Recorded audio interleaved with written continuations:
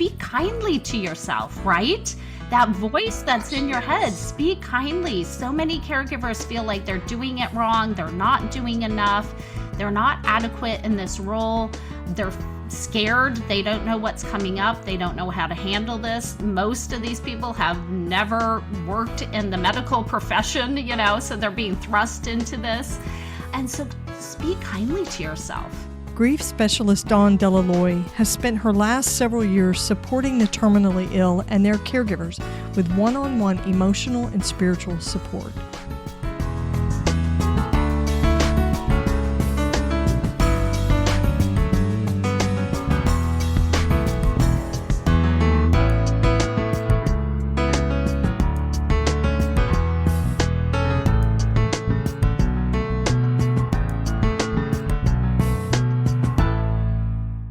Hi, I'm Helen Bauer, and this is the Heart of Hospice podcast. The Heart of Hospice podcast is your source for compassionate and informative discussions about hospice and end-of-life care. I'm a certified hospice and palliative care nurse with over 15 years of experience. Whether you're a caregiver, someone with a serious illness, or you simply need to know more about hospice care, this podcast is for you. Join me as we explore all the aspects of hospice, from the details of caregiving to the emotional and spiritual dimensions of end-of-life journeys.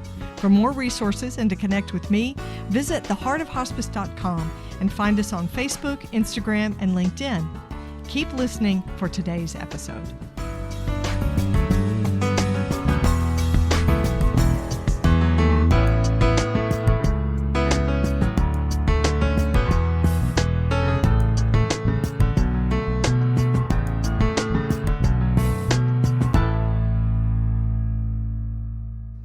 This is the Whole Care Network.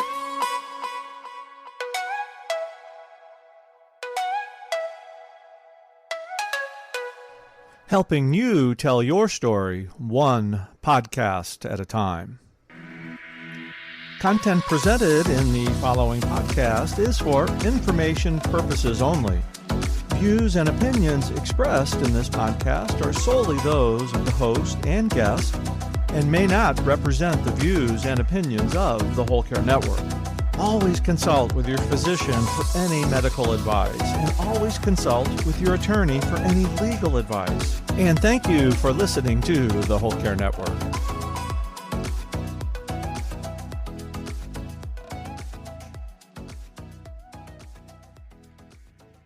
This episode is sponsored by Hospice Navigation Services.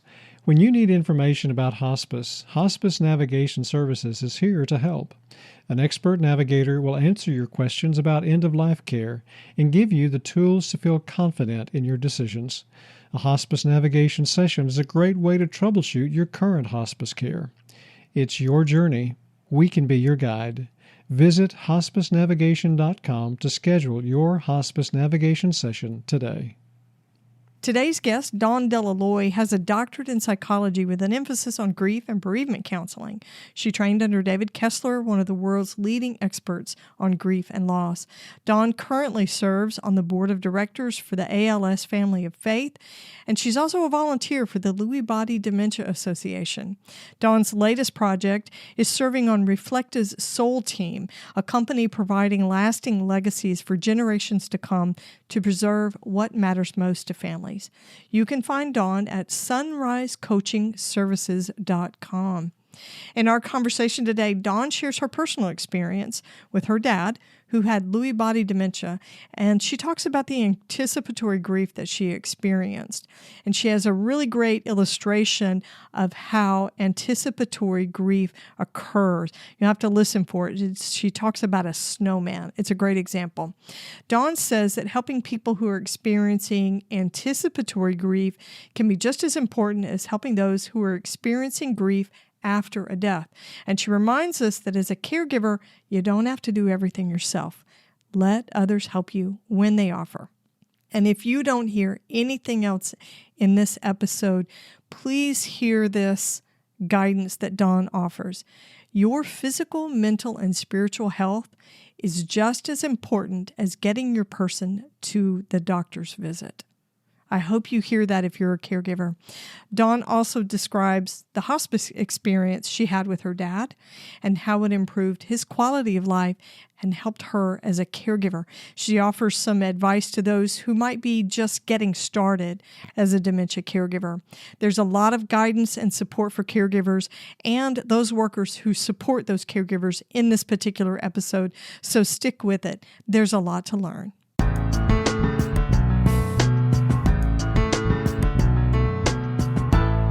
Dawn, welcome to the Heart of Hospice podcast. I'm so glad to have you with me. Thank you. I'm excited to be here today. I appreciate the opportunity to have this conversation. Well, I'm excited because this is a very important topic. Talking about any kind of dementia these days applies to so many people and so many caregivers who are providing care for a person who has a neurodegenerative disease. So this is going to be a great conversation. All right, we are going to start with an icebreaker question from one of my favorite things, the dementia deck, if you're familiar with it.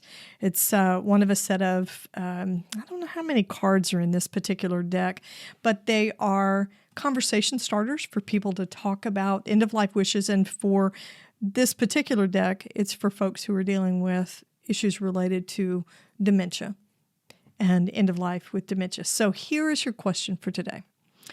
If I'm having trouble managing the remote and finding my favorite TV show, put on A, feel-good programs, give me some baby animals, B, musical reality programs like Dancing with the Stars, or C, upbeat classic sitcoms like The Golden Girls.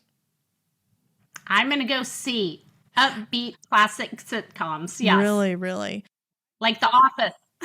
Oh, yeah. Is that classic already? Well, oh, my gosh. Unfortunately, it might be headed that way. I think so. Yeah, I know. That's true. It might be. I'd have to go with something like MASH. I consider that classic, from when I was a kid. Yes, but in all fairness, I would say that I actually have a little bit of trouble with the remote control now because there are 300 stations. And how do you remember all that and go back and forth and record? It's craziness. Right. And so many different streaming channels, right? You're like, where is that? And you're going through so many different ones. It's frustrating sometimes. Yeah. It's too much. But at least with this, they're saying, what would you want your caregiver person to put on for you? So maybe you wouldn't have to deal with that piece of it. Right. I like that. Yeah, well, I'm going to go on considering shows like The Office as more recent and maybe not classic quite yet.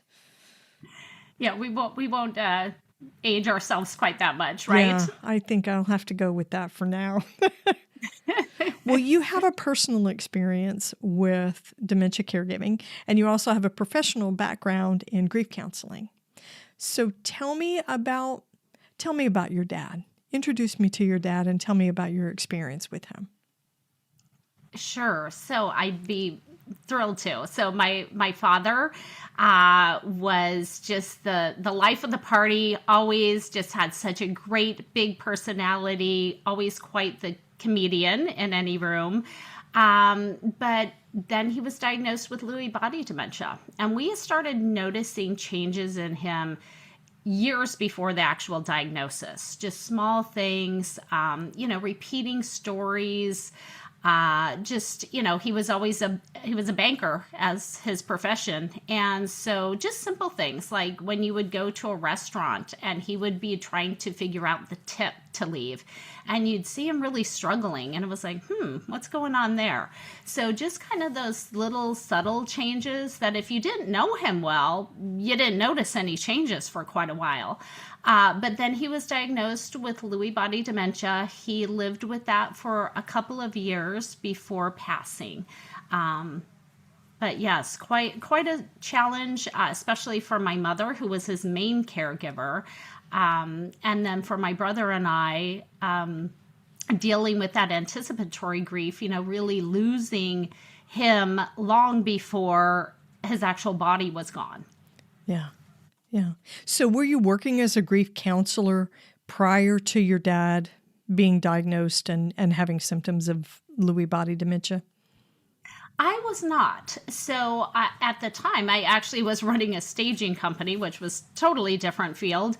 And I had an undergraduate degree in sociology and worked with the ALS population for some time before I started a family years ago. And then decided when I went through this experience with my dad that I really wanted to get back into serving people with end of life diagnosis. And I really started diving in. I went back to school, really started diving into anticipatory grief and what this looks like, because it did make such an impact. And I think it's one of those things that is so isolating for the family members and for caregivers, because it's not talked about and it's really not recognized. You know, you're kind of going through it and you're feeling all the emotions of grief, but it's really not being witnessed in the same way. Right, right. So how would you define anticipatory grief? Because it's prevalent, right? Every caregiver experiences anticipatory grief when they have a person who's ill. Their person is ill. But we don't necessarily say, well, this emotion that you're having, oh, that's grief. Well, it can't be grief because your person hasn't died. Well, yeah, it can be. It's the grief that comes before that. So how would you define anticipatory grief? And what should caregivers know about it? So anticipatory grief is really the experience of mourning current and future losses while your loved one is still here. So, you know, that life that you thought you were going to have, that future that you thought you were going to have with that person that you're mourning. You know, I heard it described one time and I thought this was brilliant, an analogy to a snowman. So if you can just picture when you were a kid and you would build a snowman, right? And you were so proud of that snowman and you felt that love for that snowman, that connection. And then maybe the next morning you go to school and the sun's out a little bit, and you come home that afternoon, and a little bit of your snowman has melted away. And it's like your heart kind of breaks a little bit because it's like your snowman's still there, but it's changed. It's different. A little bit has melted away. And that's heartbreaking to witness, but there's nothing you can do about it, right? The sun's still shining, the sun's coming out, and every day a little bit more and a little bit more is taken away from that snowman. And I think that's just a great analogy for especially people going through dementia with a loved one, watching those changes and watching their person slowly kind of melt away. I think that's a great analogy. Very visual, very visual. What do you wish more caregivers understood about anticipatory grief? That it's normal. I think normalizing it, that they're not going crazy, that, and you know, grief is so interesting. It's that one point in life that I think, you know, family can feel like strangers and strangers can feel like family. Because I think a lot of people, I hear caregivers all the time tell me, people just don't get it. You know, my best friend just doesn't get it. And so sometimes, you know, connecting with others that can relate and understand and get it and that they've been in your same shoes makes a huge difference. I mean, I can even tell, like when I was going through it, I could tell people that had already gone through it because they would show up for me in a very different way. They wouldn't just say, hey, let me know what we can do for you. They would say, hey, Dawn, we're going to bring your family over a meal. Does Tuesday or Thursday work? You know, they're very specific. Right. They get the drill. They've been there. They've done it. They know. So I think for most caregivers, I think that they need to realize that they are grieving, to give themselves grace, and that they need to add in support for themselves. It's just as important as getting support and help for their loved one. So we talk all the time about grief support, but we apply that term to after the person has died.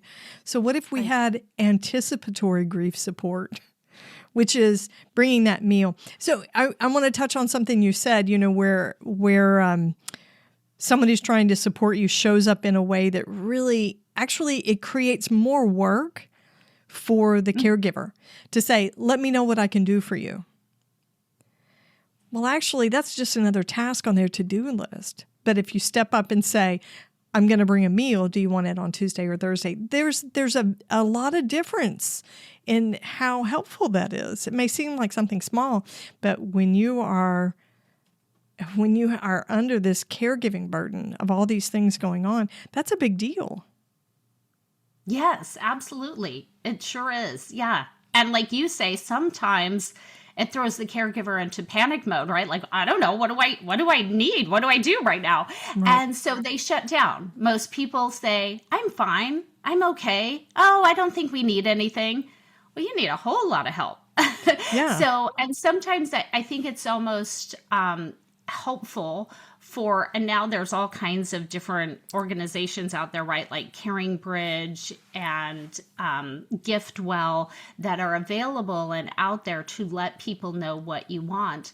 But I think it's also helpful for caregivers to, when they have a few down moments, that they really sit and think about what it is that they need so that when people ask, they can give a specific answer.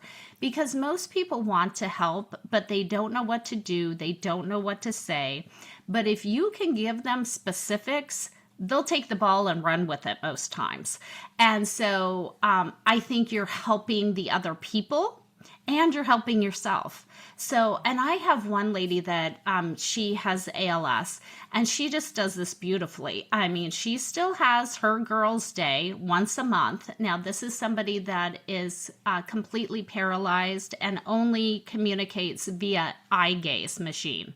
So she still organizes girls' day once a month. She has her friends come over, but then she does something brilliant. She has tasks that she needs done around the house. And it could be something like make a few phone calls for me, send a few birthday cards out, mow my lawn, pull up the weeds from the side garden. She has these different things. And then her girlfriends get to come over and pick something. And it's like, it's not only helping her and her husband, but her friends feel good because they can do something, because not everybody can sit with the patient. Not everybody knows what to do, right? But yeah, you know what? If I can go pull some weeds for you, that'd be great. I would feel good about that. I know I'm helping you and it gives me something concrete to do. And I think we sometimes, we forget and we feel like if we're asking for help or it's like, well, I can't have somebody come over and mow my lawn for me. And it's like, ask, put it out there, outsource whatever you can. You don't need to be doing everything on your own. Your main job is caregiving for your loved one and caregiving for yourself. You do not need to have, you don't have to keep doing everything on your own. You don't have to make every meal on your own. You don't have to keep up with your yard work. You don't have to keep up with the house. There's usually people that will step in and want to support you. Well, and I think that's brilliant. So here's taking it from another perspective. The friends that have offered to help they're not really sure what to do and they want to help, for them to get to spend time with each other, with the person, with the caregiver, and help at the same time, that's brilliant. That is brilliant, and it has a lot of meaning for them. If this was my friend and I had that opportunity and I didn't really know what to do, and they said, yeah, come and mow the yard, I would say, well, heck yes, I would do that. Yeah. Right. Yeah. I think that's such an opportunity. Yes. Well, and sometimes I'll remind caregivers, I'll say, it's kind of like if you've ever gone to a dinner party and you show up and maybe you're a little bit early and the host is getting things prepped and you're standing there, right? Like, what do I do? And you'll ask them, is there anything I can do to help you get ready? Yeah. And you're almost relieved, right? When they say, yeah, you know what? Could you go fill up the water glasses, or could you go put the napkins out? You're almost like, thank goodness. Yes, I can do that. There's a little relief, right? That I can go do something, right? To help this person. Yeah. But you have to be willing to say, yes, that would be great if you would do that. Yeah. And I think that's a hard thing to do. Yes. And we do know that caregivers get isolated. Right? Mm-hmm. Not everybody has a group of girlfriends, which I think is amazing that a group of friends would do that. But not everybody has a group of friends that is able to step forward. Right. And it's easy to become isolated. And I think that dementia, Alzheimer's, Parkinson's caregivers actually are isolated a little more, a little earlier.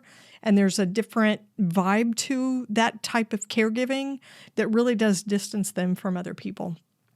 And it's really easy to get isolated, even if you've got a healthcare team that's caring for you. So let's talk about that. What kind of factors contribute to that sense of isolation? And what have you seen caregivers do that helps to make the isolation less? Yes, I think that for caregivers, like you say, that isolation is huge. You really hit on it. I think they truly feel like nobody gets it. I think that's a big struggle for them. People can't relate to them. Unfortunately, sometimes people misspeak and they say things like, well, at least your loved one's still here. You know, they get those messages. Yeah. And so then they kind of shut down, right? And they don't share with people. And it does become more and more isolating. I think it's really important that they find a support group. I think peer support, the one-on-one peer support, can be invaluable. I've done that for a while now with the Lewy Body Dementia Association. They do have peer-to-peer support.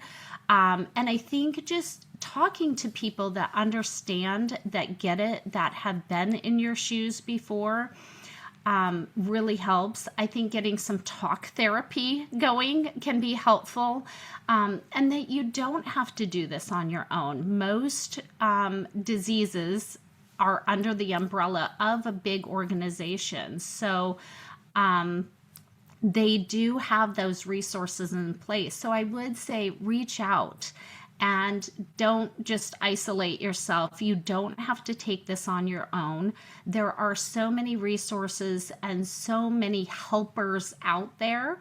And like I say, your mental, your emotional, and your spiritual health is just as important as getting your loved one to that doctor's visit.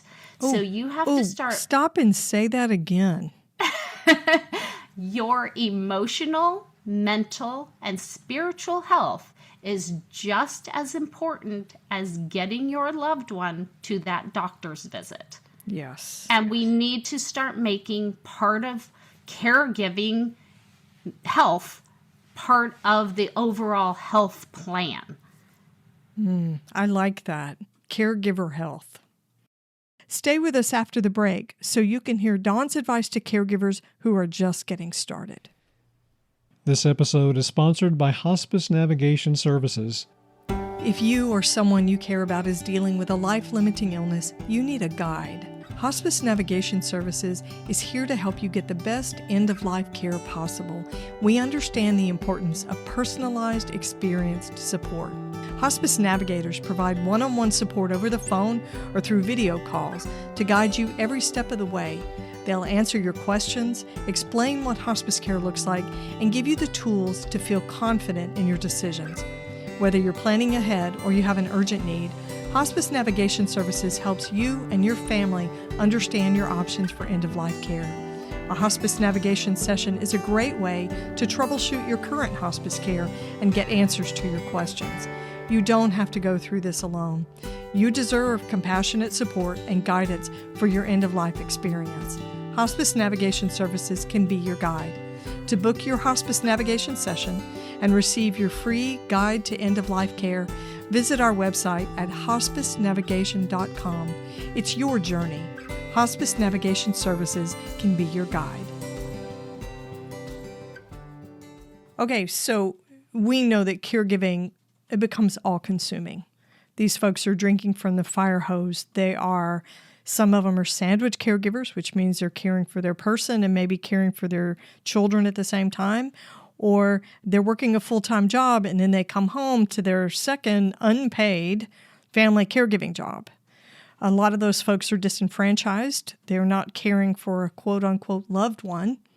So they may have all the emotions that come with anticipatory grief in addition to feeling guilty or resentful or angry. And unfortunately, anticipatory grief is messy, right? We as humans, our emotions are just messy and complicated, and it's all part of the package. Give me some ideas of some practical self-care for caregivers, because we know it's not taking a bubble bath and, soaking for 2 or 3 hours. That's not a realistic thing.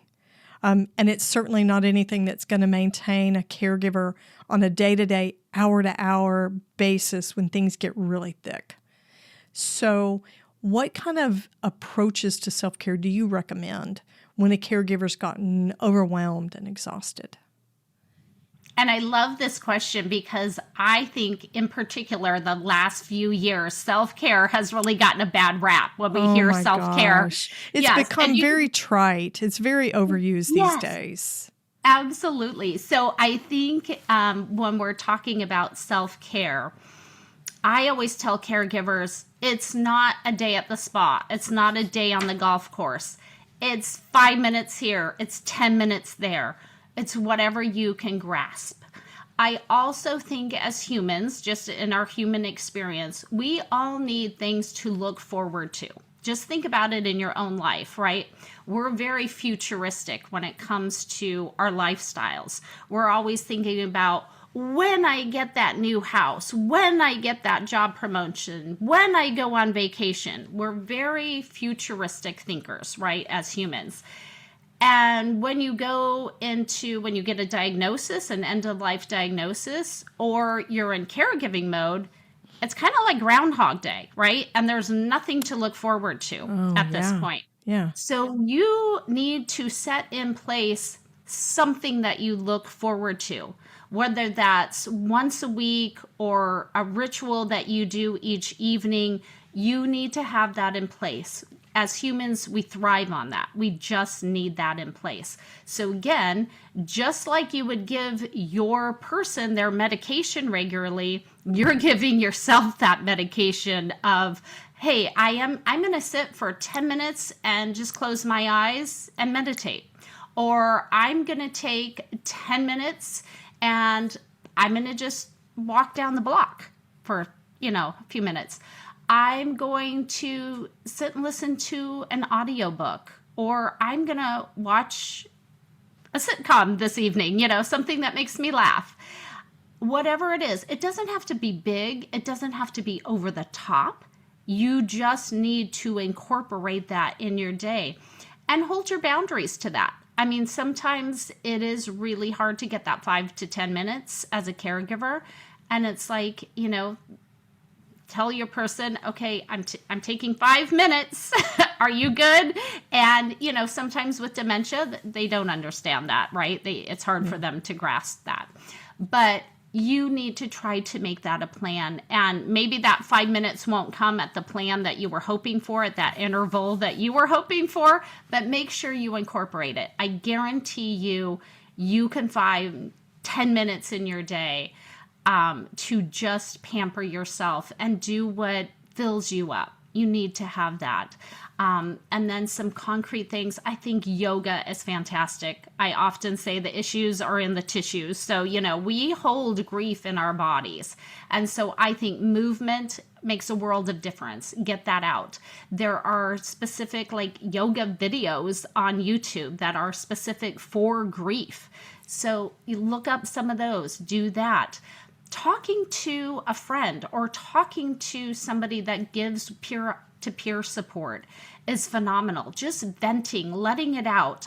Part of healing through grief is just sharing your story. So find that person or that professional that you can do that with. And then having something, whether it's prayer, whether it's meditation, whatever it is spiritually, I think to ground yourself is really important too. You need to take care of yourself. So again, emotionally, mentally, and spiritually, you need to make sure that you keep refilling that cup. I think when caregivers get to that point where even 10 minutes is, super precious, right? Mm-hmm. The self-care that's needed becomes very atomic, very, very basic, right? So maybe you're not going to go out and take an hour to get a pedicure or a manicure, get your hair done, things like that. But you can take 10 minutes to go take a shower and wash your hair and brush your teeth. And that sounds super simple, but those are the things that get pushed. Those are the things that get pushed. And those are the things that impact long-term health. I mean, not taking care of your teeth, right? And one of the first things we know about caregivers is they will dump their own medical needs and their own appointments and checkups to make sure that they're meeting the needs of their person. Yes, that happens all of the time. Yeah. Yes. Yeah. So it's an interesting thing to look at the simplicity of self-care. But I think it's really valuable because let's face it, the whole spa weekend and all, the weekend getaways and all of that, that's not practical. For a lot of people, it's not affordable. In terms of money, but also in terms of time as far as they're working a job, things like that. Caregiving gets really complicated. There's quite a bit of burden. So being really practical about it. One of the things that I remember, I had a board-certified chaplain who said that when he washed his hands, he had things that he would say in his mind, like a mantra. And they tell you to do it for 20 seconds or sing the happy birthday song. So why couldn't you come up with a mantra when you're washing your hands? And if you're a hands-on caregiver, especially for someone who has dementia that might be incontinent, you're probably washing your hands a lot. That's a great time to have a mantra to say, I'm safe, I am cared for, I am enough, I can do everything that needs to be done, I can do hard things, something like that that's super simple, but it's attached to another task. It's a habit stacking, I think they call it. Yes. Yeah. I love that. I love that idea. And that is so doable for caregivers, right? Because I think sometimes when we do suggest self-care, they immediately shut down because it's like, that's not doable. I don't have time for that. But like you're saying, do it while you're doing another task. And speak kindly to yourself, right? Oh that my gosh, voice that's in your head, speak kindly. So many caregivers feel like they're doing it wrong. They're not doing enough. They're not adequate in this role. They're scared. They don't know what's coming up. They don't know how to handle this. Most of these people have never worked in the medical profession, so they're being thrust into this. Yeah. And so speak kindly to yourself. Yeah. If you would not say it to the person you care about most in the world, don't say it to yourself. Right. Don't say it to yourself. Okay. So we're going to dig in and get a little bit personal. Okay. So I want to talk to you about hospice care that you experience with your dad. Lewy body dementia can be a really challenging form of dementia with the behaviors and the unpredictability of it sometimes. And so that caregiving experience can be pretty rough. When your dad was on hospice, what surprised you most about the hospice care?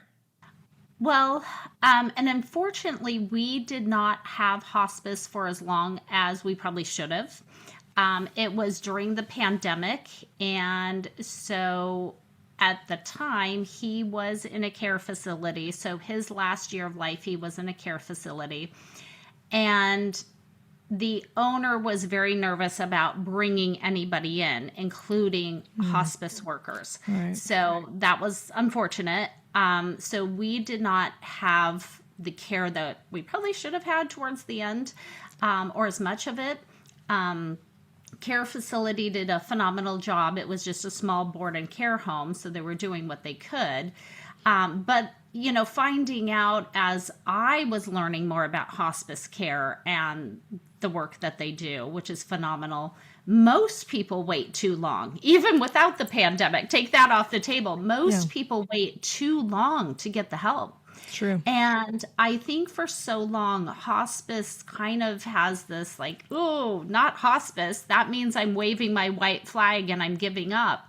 And I think people really need to realize hospice care is coming in to support you, to provide better quality of life for the life that you have left to live.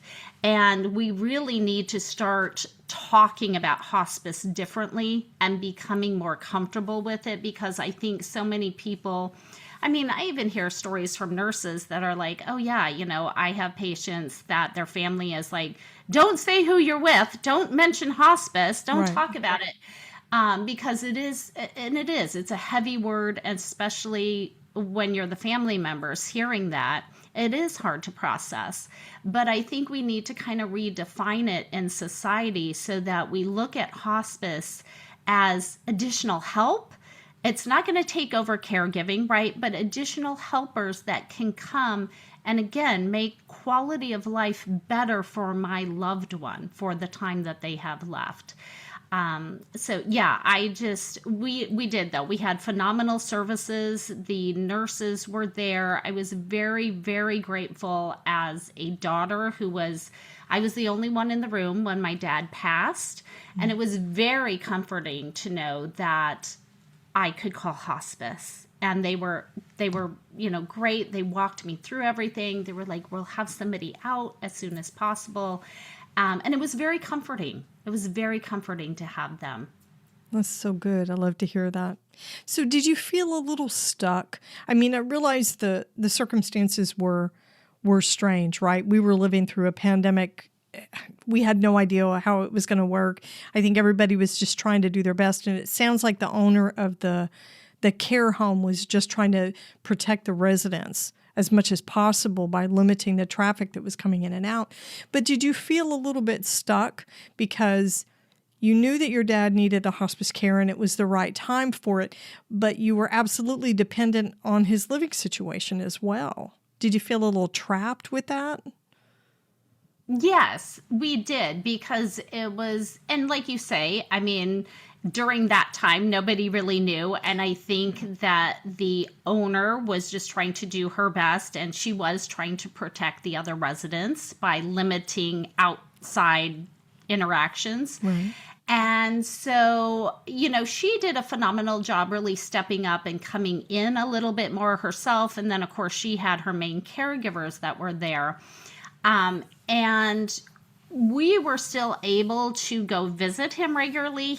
We were very blessed that he was in a room that had this large porch. And so we could still go to his porch and visit with him. So we were blessed with that. But it was really a hard time, and feeling like, are we doing the right things? You're always questioning that anyways, if you, especially as a caregiver, are we doing the right thing? Is this the best care that we can get for him?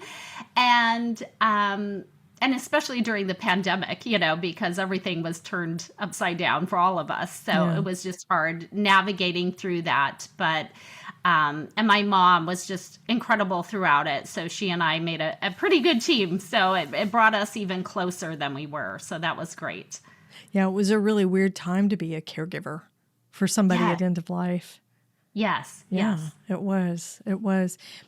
Looking back on everything that you've learned since, right, with your professional training and your education and your personal experience with your dad, what advice would you offer to somebody whose family member has just received a diagnosis of a neurodegenerative disease like Alzheimer's or any type of dementia, Lewy Body Dementia? What advice would you offer to them if they're just starting this caregiving experience? Great question. I would say get a good team behind you. Educate yourself for tomorrow, but just worry about today.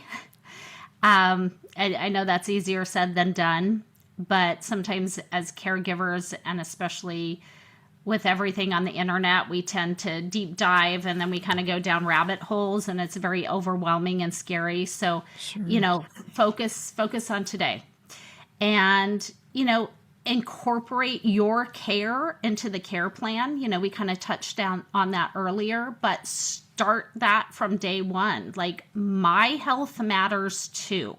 And this is part of the care plan, and set that up in the beginning. That mindset, I think, makes a big difference. And I'll be very honest, I didn't have that mindset when my dad was going through this, and I really wish I would have.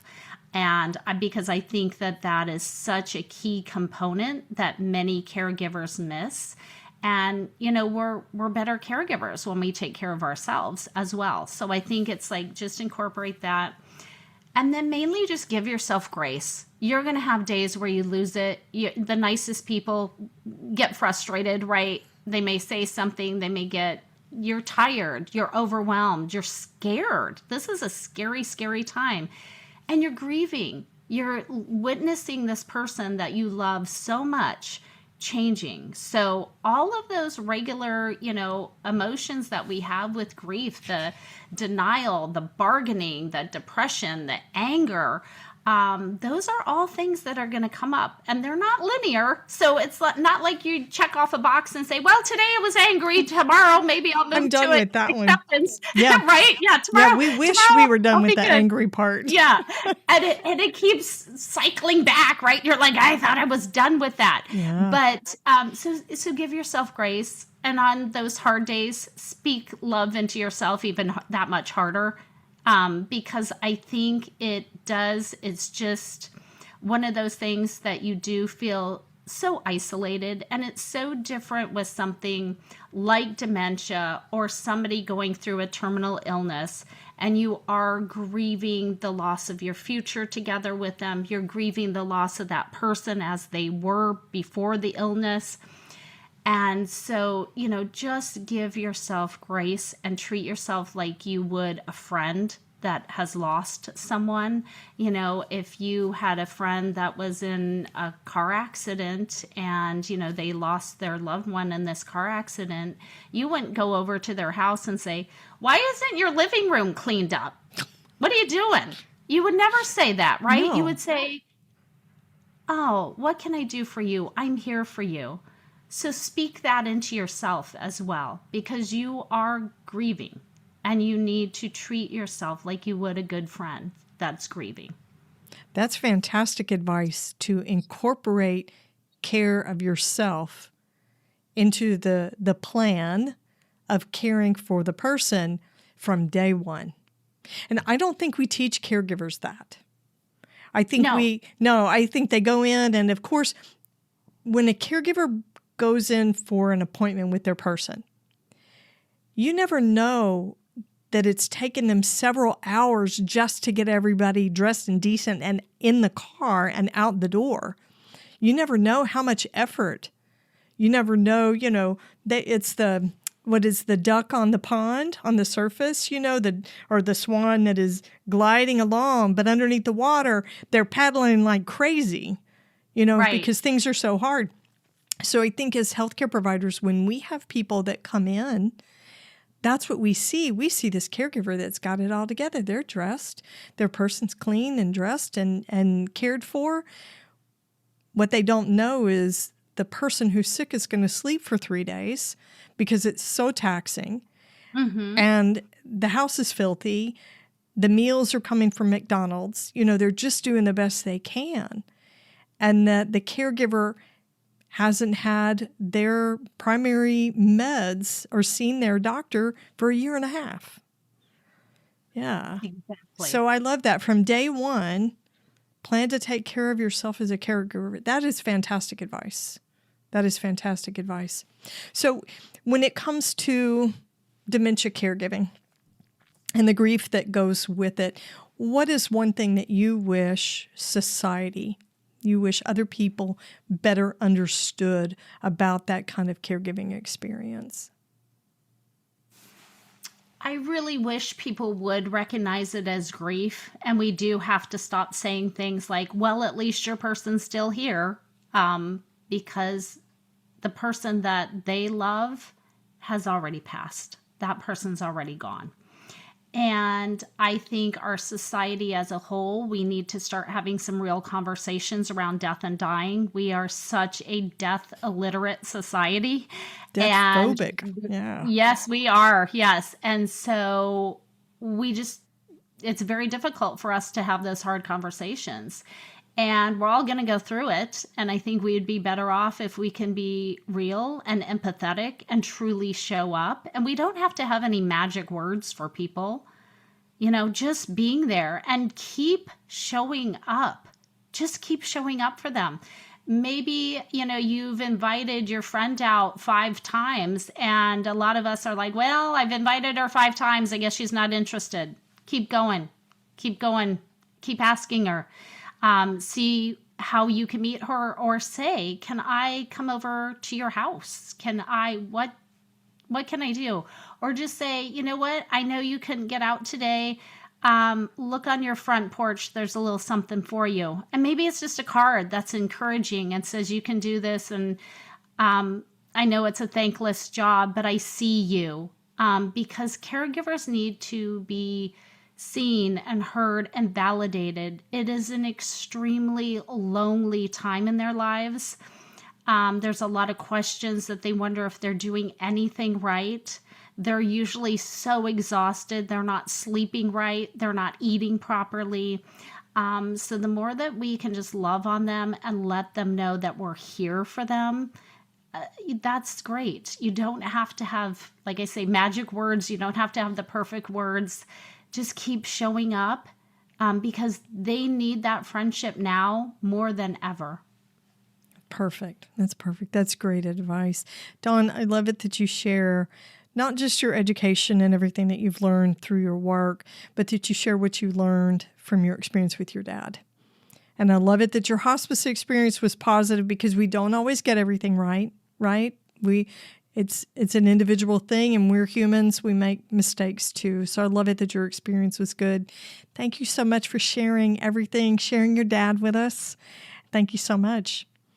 You bet. Thank you for having me. I love this conversation and all your thoughtful questions. So thank you. Thanks for listening to the Heart of Hospice podcast. Check out our sponsor in the show notes, and please leave a rating and review on Apple Podcasts.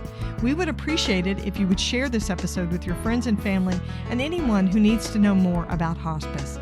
Connect with us on Facebook, Instagram, and LinkedIn. And remember, no matter who you are or where you are in your hospice journey, you are the heart of hospice.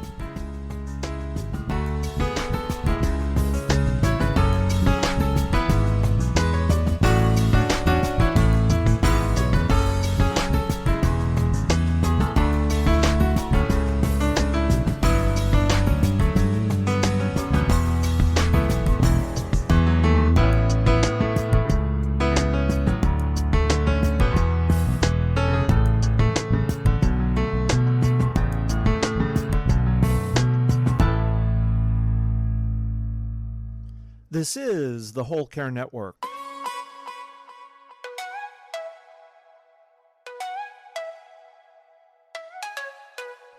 Helping you tell your story one podcast at a time.